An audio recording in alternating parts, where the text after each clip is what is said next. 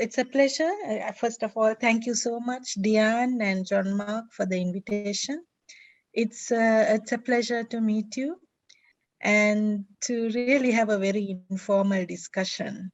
So I'm really at your service. Like if you have questions about how many are we in the room? There should be about 25. Okay. Mm. And I understand that all are part of the human rights defenders 15 LLM, 13 human rights, and then 2 LLM at Notre Dame, and then some JD students. Okay.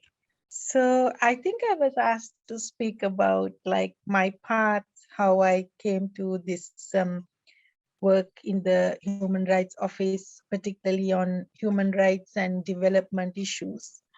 But I don't know if they also would like to know something about the office or just more generally about my work. Well, I'll start off by... Yeah, or the office will do professional development, and then would love to have you back for that, for professional development. And now we can talk about law and social justice. Law and social justice, yes. So I work particularly on the human right to development, which came about in the Declaration on the Right to Development, which was adopted in 1986.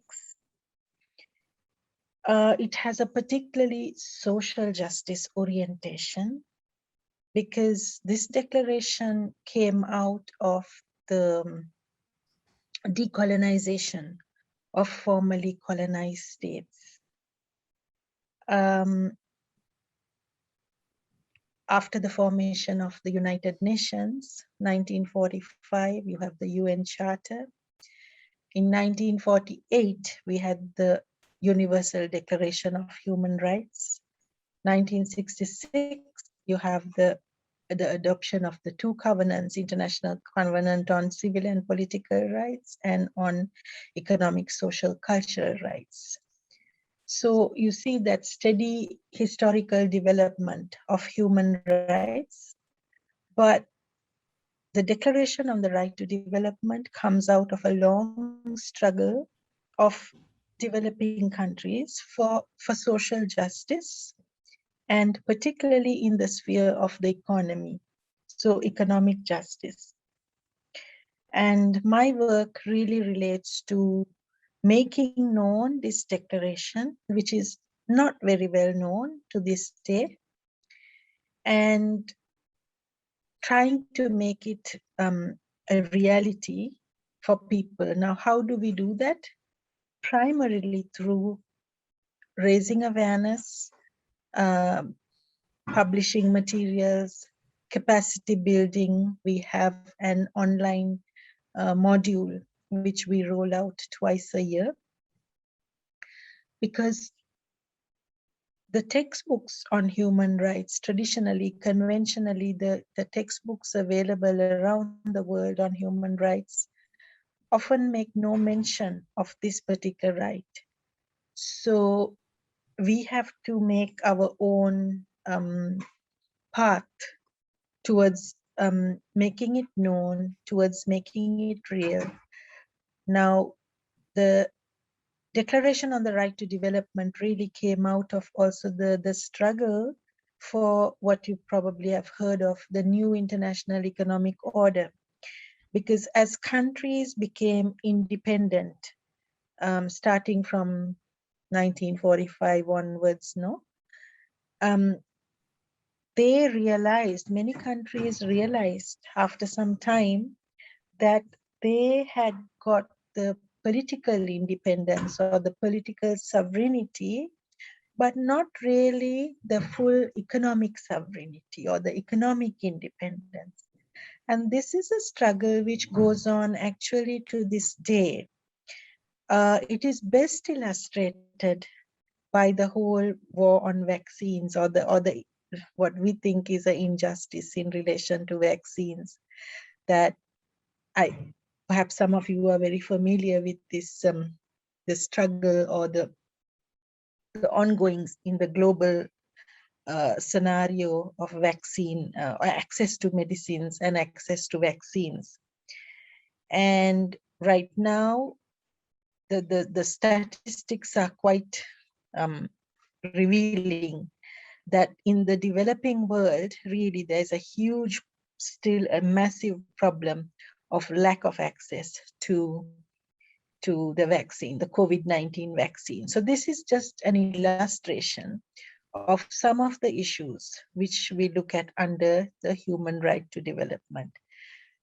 What is the human right to development? It is the right of every human being and all peoples. We look at both the individual dimension and the collective dimension of human rights, the national as well as the international. So I'm talking about development, social justice, poverty eradication, but within the frame of the work I do at the office, which is the work on the right to development. But this is closely related to all human rights, because the very definition of the right to development encompasses a development process and a development outcome which already integrates all human rights. So it's a very social justice orientation, in the sense I see that the right to development along with all human rights is a means to an end, and that end is one of social justice if you look at the national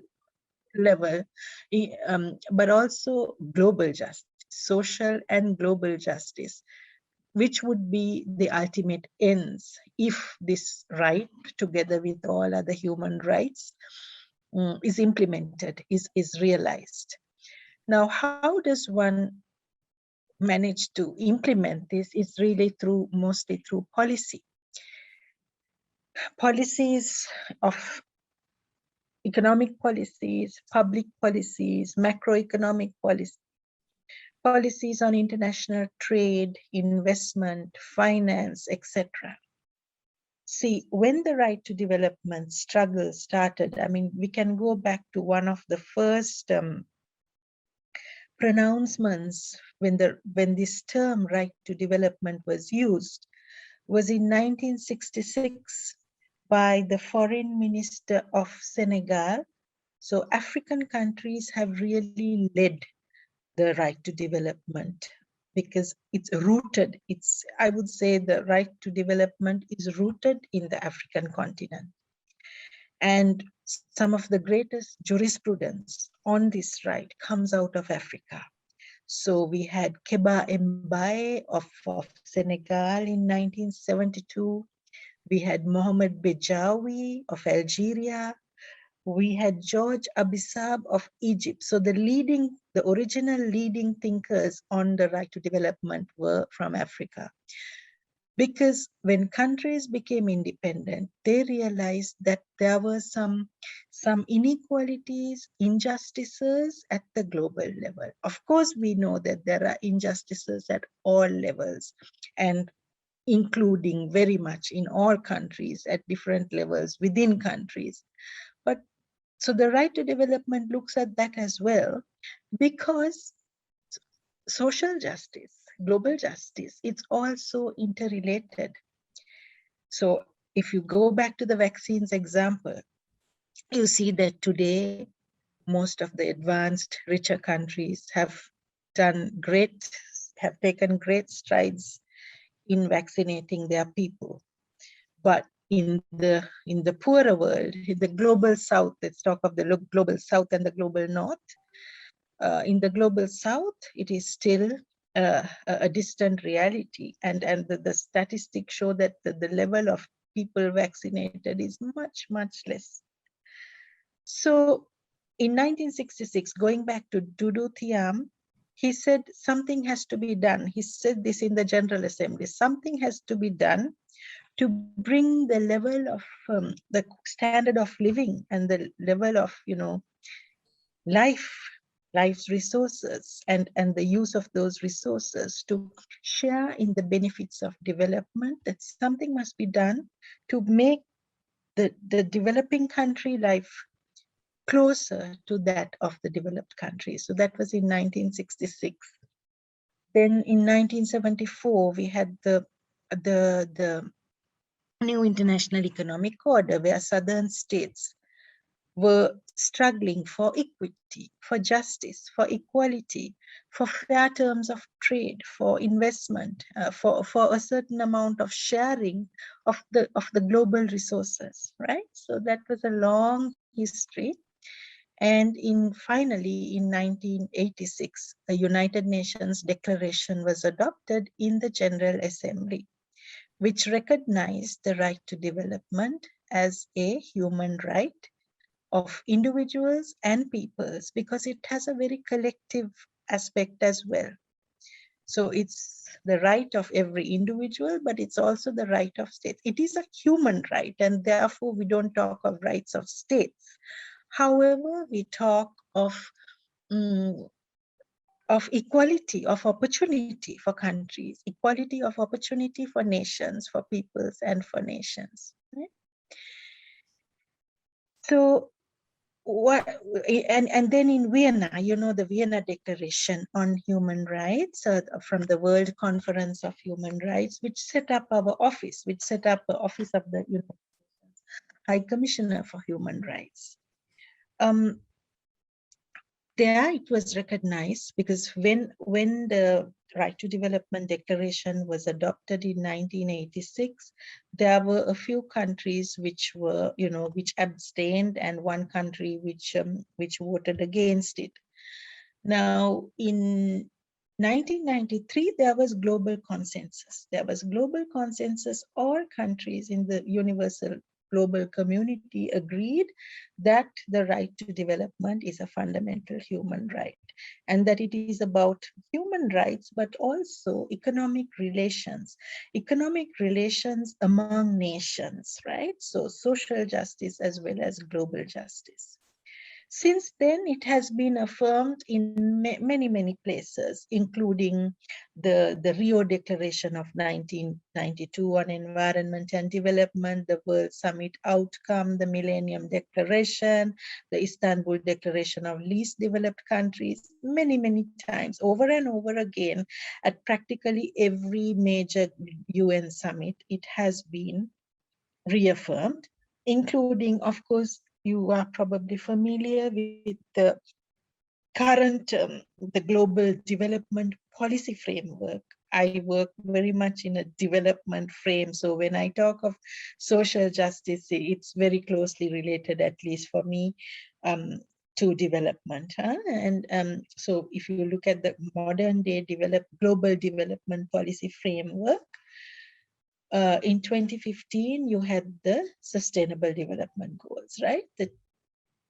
2030 Agenda on Sustainable Development and the SDGs. There are 17 Sustainable Development Goals, together with 169 targets and indicators as well. Then you have the Addis Ababa Action Agenda for Financing for Development. We cannot have social justice, global justice, if resources are not shared. So finance becomes a key issue. Financing for development for the poorer countries.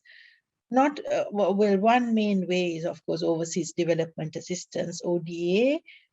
Developed countries have committed to giving 0.7 of their GDP to the developing world. And in the case of least developed countries, between 15 and 20, 0.15 and 20 of their GDP to these countries. But it's much more than that. It's not just a matter of generosity or charity, or it's a right. The human right to development makes development a human right. So that it goes beyond that to justice, issues of justice, to reform. The right to development also are requests for reform, for instance, of the whole global system, the multilateral system. So the global trade investment, the debt system. Now we have a struggle for a new debt architecture. So all of these requests are, or struggles or fights are really for justice at the global level. And this has not seen much progress. I mean, the most important thing, at least at the international level, is international cooperation and solidarity. So cooperation and solidarity in the sense that we are now living in a globalized world, or we have lived in a globalized world for many decades now, especially beginning in the 1980s, where we moved towards one global economy, one global system. So everyone is connected to everyone in that system. We have heard it over and over again since the outbreak of COVID, that no one is safe until everyone is safe. Coming back to the example of the vaccinations, that the mutations, the variants will keep coming up over and over again. So even if countries, the more advanced, more richer countries, vaccinate their people, well and good, but if these variants and mutations go on in the poorer countries, wherever they are, it is going to sooner or later come back to the more affluent countries. So it is in everyone's interest. This is what the Secretary General of the United Nations, the Director General of the World Health Organization, as well as our boss, which is Madame Michelle Bachelet. She was a former president of Chile. She is the United Nations High Commissioner for Human Rights, and many other world leaders keep saying now that international solidarity is the need of the other. So how does the right to development then relate to the Millennium Development Goals? We actually have this online module or course exactly on this issue. So you have a set of development objectives, and which is towards sustainable development, which is not just economic development anymore. We should not be measuring development only in terms of GDP, given the massive environmental and climate crisis we are in, the social and human rights crisis. We need to move, and we have moved at least theoretically into sustainable development, looking at the different dimensions of development: economic, social, environmental, and anchored in human rights. The development agenda of today is anchored in human rights. Human rights appears many times, but to make that happen, you need to really make the human rights work beneath and around the development, because the process of development is as important as the outcome. So if, for instance, to develop, in a development project, we just displace lots of people, just throw them out of their lands and their houses, that is not true development. There has to be a systematic and justice in the development process. And the right to development on the more national level is very much about this as well, that the process as well as the outcome should be in keeping with the people's human right to development. So coming back to 2015, in the development policy framework, apart from the 2030 agenda and sustainable development goals, which are also very much social justice oriented, and environmental justice and economic justice, we also have the Addis Ababa Action Agenda for financing for development, because development cannot take place in the absence of proper resources and financing and sharing the benefits of development. We have the Sendai framework for disaster risk reduction. And of course, we have the Paris Climate Agreement. So we were moving towards, on the path of realizing the sustainable development goals with an idea of with the aim of leaving no one behind. You're probably familiar with this theme of leaving no one behind. It's a very social justice theme. So development should go forward, leaving no one behind. And also in certain parts of the 2030 agenda, it is clear that it's not just about leaving no one behind, but leaving no country behind, because paragraph 16, 22, 44, etc. talk about that under the Millennium Development Goals, which was the earliest development policy agenda in 2000, a lot of progress was achieved, but it was uneven, it was unequal. And who are or what are some of the countries that were most left behind? The least developed countries, right?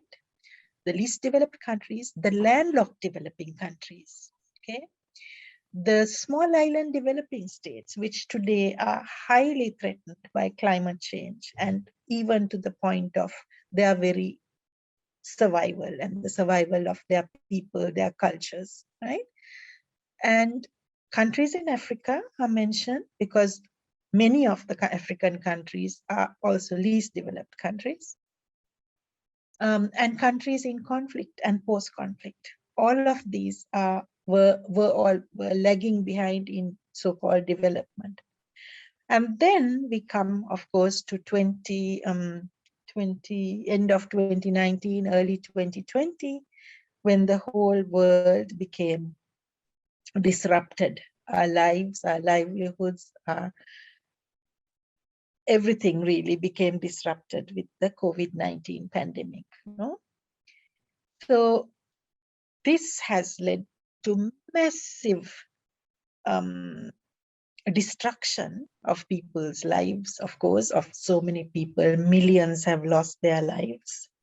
Apart from that, millions more have lost their jobs, their livelihoods. And then human rights are in crisis. It's quite clear that apart from the economic crisis, the financial crisis, many of the countries now in the global south, which were making little progress towards attaining the SDGs, have now gone backwards. Development has completely reversed, and development gains have been reversed. 2030 was the target date, and now we call it the decade of action from 2020 to 2030 to really try and achieve those sustainable development goals. But the goals were anyway, the achievement of the goals were already off track. And now the COVID-19, together with many other crises that are taking place, throws this completely out of track. But what do we do? What solutions do we talk about? Well, we from the human rights and social justice world, we do see that international cooperation and solidarity is one main solution to move forward towards more sharing. So the basic principles, for instance, of the right to development include free, active, and meaningful participation. So at the national level, everybody should have a chance, especially the minorities, the women, the vulnerable and marginalized in whatever way, the indigenous peoples, the peoples with disabilities, racial and ethnic minorities. All of these should have a say in public policy, should have participation in decision making, right? And in development decision making. So this is important. And a key principle of the right to development is also the fair distribution of the benefits of development. Right now, it's so important to fairly share the benefits of development. Going back to the vaccine example, it is critical now to share. For example, if countries have been hoarding vaccines, it is important because it's a life and death matter. Millions of other lives could be saved if there is some sharing and solidarity across borders. And sharing of technology. You might be knowing that there is a huge movement in the World Trade Organization. India and South Africa fighting for a waiver, a TRIPS waiver, a waiver from the World Intellectual Property TRIPS regime, because this is an emergency. The normal rules, they argue, have to be set aside to allow poorer countries, developing countries, also the capacity to allow them to manufacture, to increase productive capacity, because they need the license to manufacture the vaccine. So if they have the capacity, well and good, that they can then manufacture more so that more lives and health can be saved. Like that, we saw horrible scenes of from all over the world, but also people dying because there's no protective personal equipment, people dying because there is no oxygen. Many countries ran out of oxygen. So what do we do in this situation? Sharing, solidarity, cooperation is the key word now. With the Secretary General is talking about the old international cooperation was about cooperation among states. The new international cooperation that they are talking about is cooperation not only among states, because states are in a globalized world, and in the world that we know, countries, governments are, of course, they are the most important players, but there are many other players. And that's where I think you and I and we all come in, because as individuals, we could try to make a difference. When individuals get together, they dialogue, they talk, they can come up with solutions. Civic society, civic space is so important now, or it was always important, but it's increasingly important. Civic space, the dialoguing space, the understanding for moving, so that when people struggle, when movements, I think the George Floyd example is a good example where people joined in solidarity when something absolutely unjust and awful happened. We saw people moving in solidarity all over the world. So for social justice, for racial justice, for and that helps.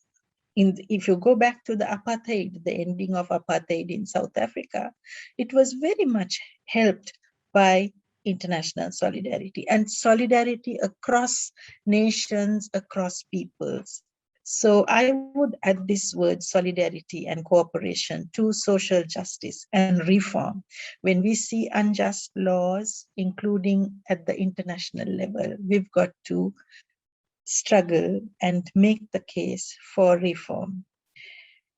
So that's something about the right to development. I think Diane also told me to share a little bit about my own path, if that interests you, because I guess y'all are also at different stages of your careers, and probably some of you have already worked, no? And some are going into the working world after this. So basically, I come from Sri Lanka, which is, as you know, like very close to India, an island next to India, south of India. And I had my early years and education there. And of course, I happened to travel because that time my father was working also for the United Nations. So that took me to Africa, to Somalia. And coming from where I was coming from Sri Lanka and having been exposed to Somalia, I saw poverty at a very early age.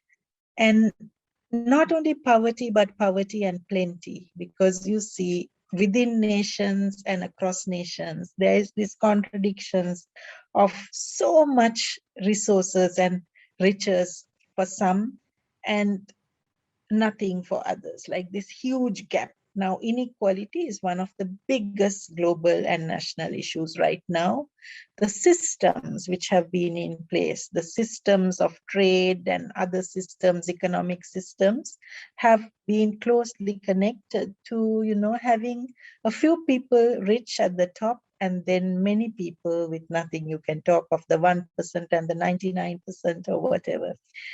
So I was exposed to that, and then I was between Sri Lanka, Somalia, England. I went to school in England as well for a few years, and then went to law school back in my home country in Sri Lanka. And after law, I took the bar exams, and after that, I started teaching many subjects. When you're a junior lecturer, you just get pushed around to teach different subjects. And then I had the privilege of going to Harvard Law School, where I did a master's. And this also influenced me a lot, because during that master's, I took courses like third world development, transnational investment and third world development and so on. And I still remember we were shown this documentary or a film on the Bhopal case. Maybe some of you may have heard of the Bhopal case. It was the worst industrial accident ever in India, where Union Carbide India Limited, which was a subsidiary of the Union Carbide in the US, there was a gas leak, and it killed like thousands, and it maimed thousands more up to this day. And this was in 1984, but up to this day, you have kids, babies who are born, who are deformed, etc., because the parents were exposed to this gas. So this really struck me, because far away when I was in the US and I see some, visual images of people who are more like my people back home, it really affected me. And then I got more and more into doing research on this area, started writing articles, and eventually my PhD was also in this area of it has got a long title of Foreign Investment, Human Rights and the Environment, a perspective from a developing country perspective, or a perspective from South Asia on the role of international law for sustainable development. So a long title, but basically I was looking at how do you balance all these different things. You've got economic development, foreign investment, but you also have to protect the human rights and the environmental, consider the environment. You hear of so many cases like this of, Shell in Nigeria or Chevron in Ecuador, the transnational corporations and their behaviors. How do you control it? It's very difficult to control the conduct of transnational corporations because of their very nature of straddling different jurisdictions, no? So this was for me an issue of social justice and global justice. And then, so it was in Holland that in The Hague, that I did my PhD. I was lucky to get scholarships because we couldn't have afforded to pay for that kind of experience. So all of these were scholarships that I kept going abroad to study. And then I went back to Sri Lanka. I started a new course. After Harvard, actually, I started a course in environmental law, introduced environmental law teaching, which is going well to this day. So that's a good thing, because it's so important also for an island country and for any country. And then after the PhD, we moved as a family to Botswana in Southern Africa, where I did more NGO work, drawing the activists who were fighting, mostly because Botswana was a country which was highly affected by HIV/AIDS. So I joined NGOs which were working on the human rights considerations of HIV/AIDS, of development, environment, and other issues. I work for a local NGO called Dichwanelo, which means human right or rights in the local language of Setswana. So yeah, my life has been very much straddling between Asia, Africa, and the Western countries. And there is so much to learn from that. And seeing these contrasts, I think that really strengthened my resolve to work for social justice in development and human rights in development, which I'm doing now. Since we moved to Geneva, I joined the Office of the High Commissioner for Human Rights. You probably know something about the office, or a lot about the office. It is the premier office in the world for the promotion and protection of human rights. And we do many things. We are about 1,600 people, I think, half also in Geneva and also in New York, but the other half in over 90 offices around the world, and doing different things like monitoring, investigations, in the case of country situations. But for me, I don't work on country situations as much. I just really work on global level policy and trying to influence. We have the convening power at the UN. What is nice is that you have the ability to bring people together, to bring countries together, to try and bring about certain agreements.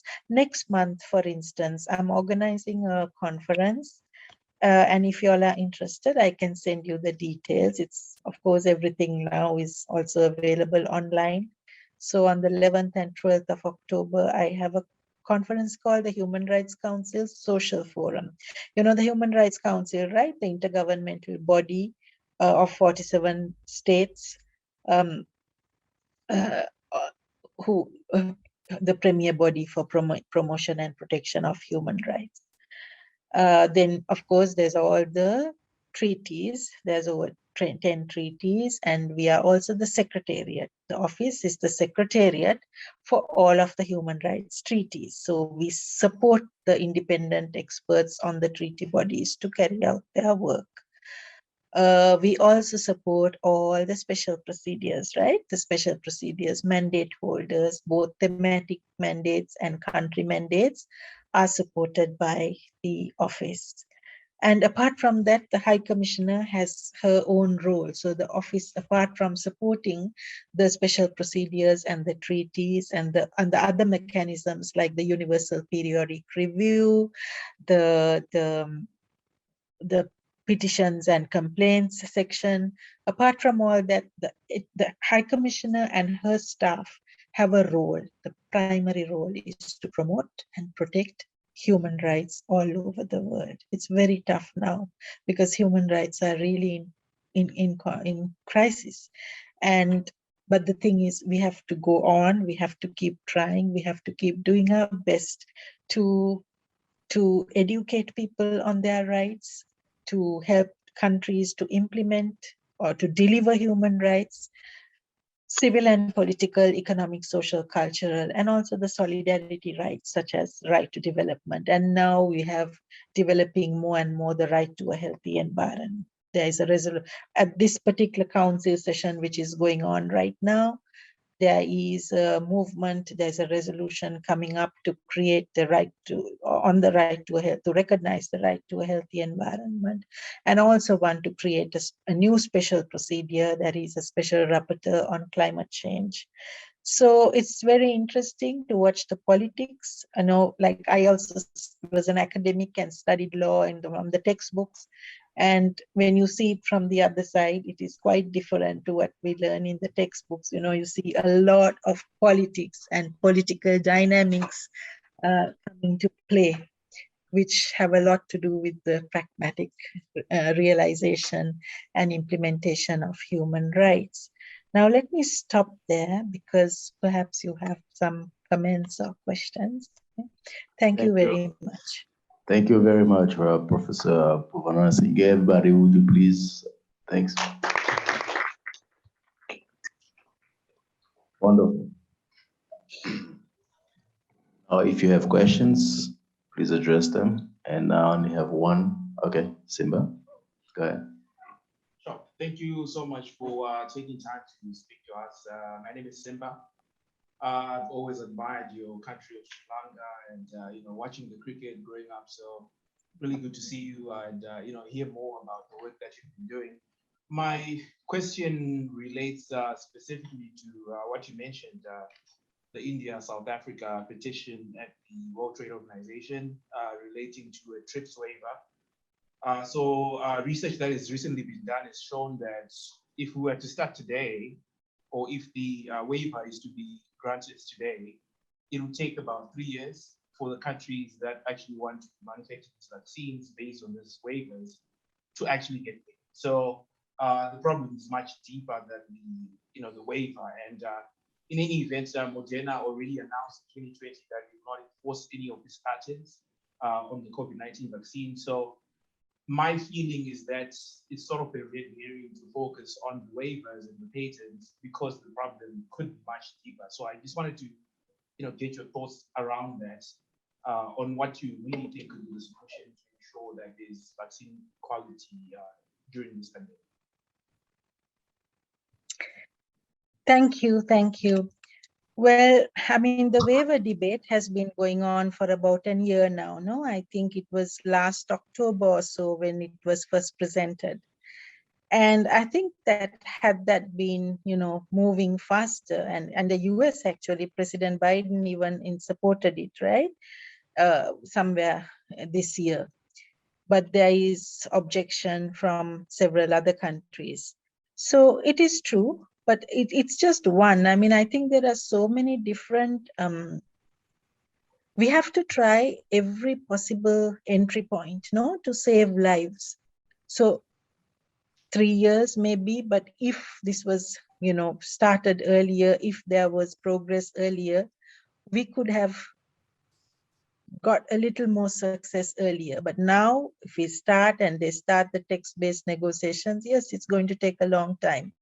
It's also true that, there's all the other things that are needed, right? The facilities, the even if you can manufacture vaccines, that's not the only thing. The public health systems, the ability to, the cooling facilities. So that's true. It's very complex. There are many things. So the TRIPS waiver, I agree with you, is one part of the story, but I still feel that it is an important part of the story or the movement, because this may not be the first pandemic, right? We don't know how long this is going on. This could go on for a long time. So, and then it could be followed by other, there is the discussion that there could be more pandemics. So I think if a TRIPS waiver is granted, it would still be a more positive than a step.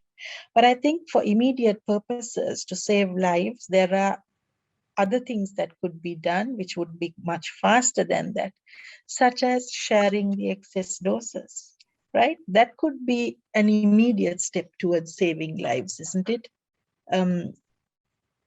Sharing the doses that have been hoarded could be an immediate step. So I agree with you that the TRIPS waiver it's a whole long, complicated process. There's also the CTAP. You're probably familiar with the CTAP as well. There is the initiative of WHO and as well as our High Commissioner and several others to encourage companies to share their knowledge and the technology, the data, the intellectual property involved, all in an effort to save lives. So CTAP is another one. Then, of course, the COVAX initiative, very important. But so we have to have a multi-pronged effort, and I still think that the TRIPS waiver is one important part of this. But some of the others could get much faster results, such as dose sharing and COVAX and CTAP. Thank you. Yeah. Two more Hello. questions. Thank you so much for your presentation. I'm from your neighborhood from India. I'm a lawyer doing my LLM here. So, slightly controversial opinion. You spoke of solidarity and what Simba was saying about vaccinations. We saw how the first world countries behaved, still are behaving. We have booster shots in first world countries. I got 4 shots, 2 in India, and then here I was given 2 more shots. I know lots of people have not even 1 shot. So instead of solidarity, why shouldn't the poorer countries have a confrontational approach? Say South Africa, the Johnson & Johnson vaccine was tested there, but that country didn't get the vaccine for a long time, while United States has, like overflow of vaccines. UK was getting vaccines from India while Indians didn't have vaccines. shouldn't the countries, this solidarity word has become a good way of for first world countries to get whatever they want and then dump the poorer countries? Shouldn't the third world countries also put their foot down and have a confrontational approach to force the powerful countries to come to a negotiation table? Something like initially during the Cold War era, that approach of non-alignment movement was there. Absolutely. I think that what we need also is a lot more solidarity and unity among the poorer countries. And unfortunately, that is also lacking, right? To fight for social justice, global justice, common issues, you need to get together. And I mean solidarity in that sense as well. So solidarity in a North-South sense, but also solidarity in a South-South sense. So at this point of time, whether it is vaccines or foreign debt, the countries are hugely indebted now and going into debt crisis. On all of these issues, like you mentioned the non-aligned movement, right? 1955, the setting up at the Bandung conference. I think it is time to really move towards a much stronger South-South solidarity as well. To get together. Well, I mean, in a way, it's what they're doing, right? South Africa and India, for instance, moving this forward, and then they are backed by about 100 countries, right? I can't remember the exact figure, but there's over 100 countries backing this TRIPS waiver request. So in a sense, that is happening, but it could be much stronger. And there, I think South-South cooperation, even in the height of the conflict, you saw countries of, like you said, India. India was helping my country, for instance, and countries right around the neighborhood, as well as even Brazil. They were sending vaccines even to Brazil and more faraway places, right? So that's what I mean. I mean, solidarity can work in all directions, and human solidarity among human beings. Going back to the Universal Declaration, Article 1, which says, all human beings are born free and equal in dignity and rights. They are endowed with reason and conscience and should act towards one another in a spirit of brotherhood, solidarity. So I think that this is powerful, because human rights traditionally, as we know it off the textbooks, is very much about the government's responsibilities to their people, right? But COVID-19 has shown us that, life-saving measures could come through just horizontal measures of people helping other people, of countries helping other countries. So I agree with you that also regional integration, if African countries get together, as you know, within the African Union and so on, and fight hard for justice for the African countries, I think that is also happening, maybe not enough, but regional movements are also, more active now than before, and they have to be. So it is really time, like you say, for, the non-aligned movement, and other the G77, who is fighting, who is taking forward the right to development. In Geneva, it is led by the non-aligned movement, which is over 120 countries. In New York, it is led by the G77, which is the group of 77 countries. It's still called G77 because it started with 77 countries, but now it is 134 countries with China, G77 and China. So yes, I agree with you that, but of course, confrontation, I don't know where whether confrontation is really how successful it can be. I believe in diplomacy, and of course strong diplomacy, that all these countries get together. And the thing is that the third world, which united in Bandung, it's quite different now, because some of the countries have emerged, have become more part of the developed world, right? So that original unity and solidarity is not so much there. But I agree that in an emergency situation like this, I'm not sure I'll call it confrontation, but a much stronger, more united struggle together.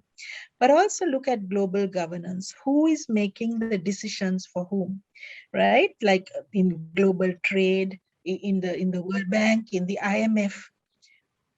Still, we don't have an equal voice for the poor countries, for developing countries, no? So you have like austerity measures and structural adjustment policies which were imposed on the global south for many decades, which are now playing out, because when we have then Ebola and COVID and all these diseases, the healthcare systems are not strong enough to sustain those. I mean, of course, we saw COVID took the world by storm. So even the United States, even Switzerland, the most developed countries could not cope, right? It was so bad. But then if you have been going backwards for many years and decades because of policies that have imposed, and you have no place at the table, all countries should have a seat at the table. You can't have a few countries making decisions for all. And these are all issues that are being raised now, because it's that time of reimagining, revisiting, rethinking established systems, seeing their injustice. There is a huge global fight for justice going on. And from the United Nations side, the Secretary General is all on the side of justice. He has just come up with some of the latest developments from the UN are the new global deal, the new social contract, the common agenda, right? We have just published a common agenda. Just look it up. It's called Our Common Agenda. It came out a week or two ago. And there is this new thinking for change. And what will be very important there is to not let only governments manage affairs. We need the civil society. We need people. The United Nations was formed for we the peoples, not just governments. Just give me a minute. I think it's bad light, right? I'm going to put a light on. Actually, our time is up. And we have another class in this. Thank you so much, Professor Puvimanasinghe. It was so. Thank you so much. Thank you very much. We don't have Nice enough time, unfortunately. Next time we'll save more time. There are questions, but it seems like I'm gonna give them your information, your contact info, so that they could send you more questions. Again, thank you so much for your time, and looking forward for another talk. Yes, I can send you some materials which you can share with the class. Thank you so much. Thank you. Thank you. Nice meeting you, and all best wishes to everyone. Bye. Bye.